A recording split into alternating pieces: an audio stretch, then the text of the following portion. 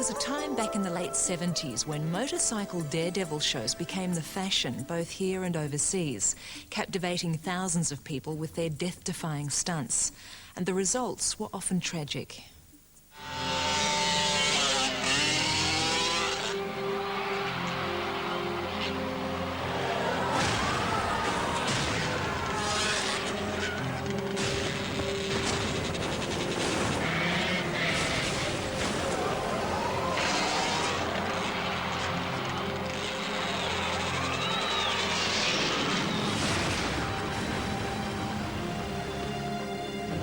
America had Evel Knievel. Australia had Dale Buggins.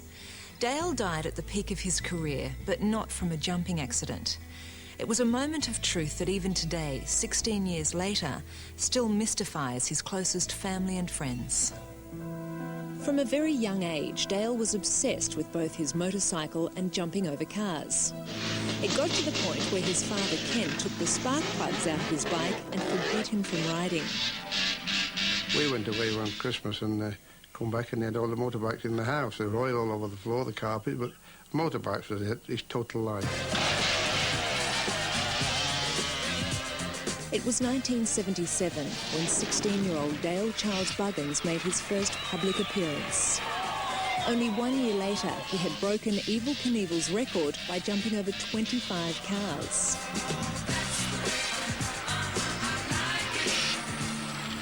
It's like in 30 years' time or 40 years' time and I'm an old man on a walking stick and I can look back at all this and say, oh, I did that.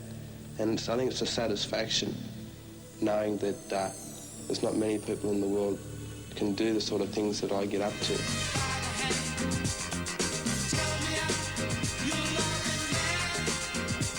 Dale was now living the life friends his age could only dream of, performing across the country and overseas.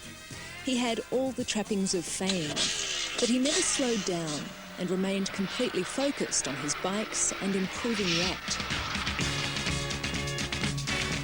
In 1980, his younger sister Chantel joined the show that now included a high wire act and a somersaulting stunt that didn't always work. But jumping over more and more cars was still his obsession. The risks were always enormous.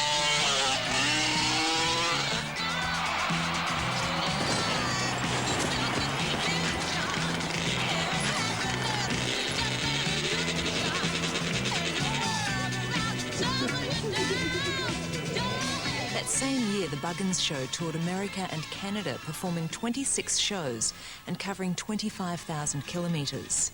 When they returned, they were exhausted and in need of a break.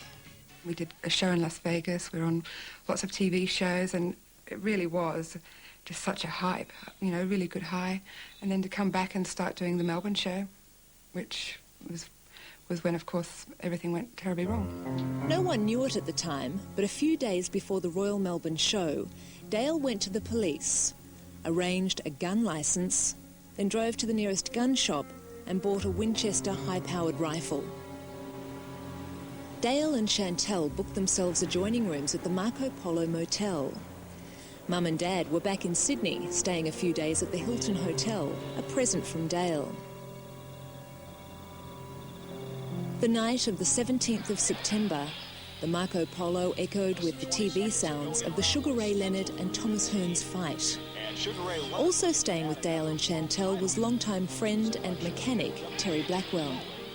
We were up watching the fight and I was sort of getting tired, so I said, then he said, you shoot off, I've got a friend coming around. I thought, oh, right. He had said, I've got a friend coming around, you know, I'm going off to my own room, we'll watch the fight and whatever.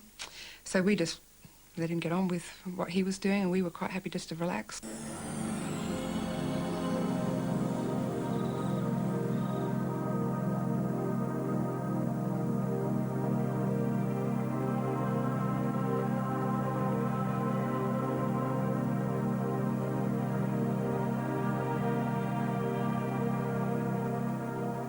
Dale was always an early riser, and the next morning Chantel and Terry were surprised he hadn't joined them for breakfast.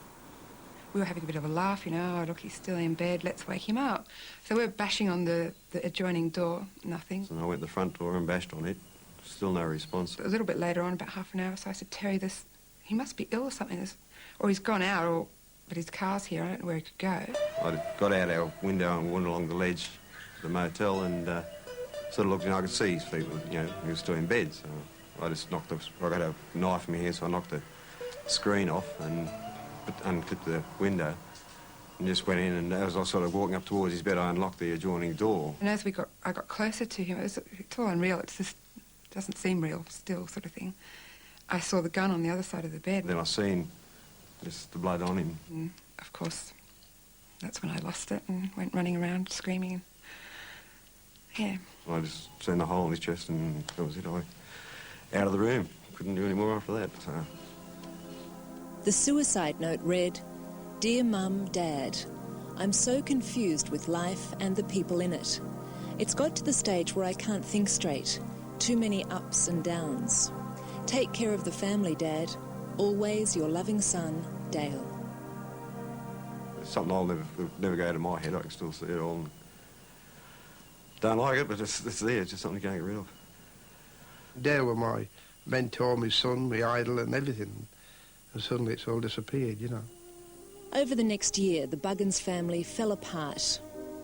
Dale's mum, Jan, moved back to England with 2-year-old daughter Emma, and Chantal gave up show business and moved up to Cairns. Top day, hey? Now, 16 years later, Emma has briefly returned to Australia, and Chantal has also come home for an emotional reunion. Here it is. What's it say? Hello, Possum. What's it say? A life of kind deeds, and to those indeed, loving, unselfish and kind, our memories left behind. Come here, son. Your sisters are to see you. Both together. Oh, dear. I can't have you upset. That's all right, Dad. Love you, honey. Bye, son. When people suicide, it's devastation for the family. What they leave behind is total devastation. G'day, mate. How are you? Terry Blackwell wasn't going to miss out on this rare opportunity. He hasn't seen Emma or Chantal for years. And he's also brought his family along for a very special surprise. Good to see you put a bit of weight on. He's hiding out here, he comes. Oh, he's got a Dale Buggins shirt on, too. Come on in, mate. Come on. I said, if I ever have a boy, I said, I said to Ken, I'm going to name him Dale Charles, after Dale Charles Buggins. And I had a little boy, and straight away everyone said, what are you calling him? And I said, it's Dale Charles. Who's that on your shirt? Who's this? Does he know? Has he seen those videos? Does he know what Dale was? He knows who Dale is, mate. He's got a ramp out the back of his house, out the back of the house. Yeah. Oh, yeah, he just likes to get out there and stands on the seat, 1 foot out the back.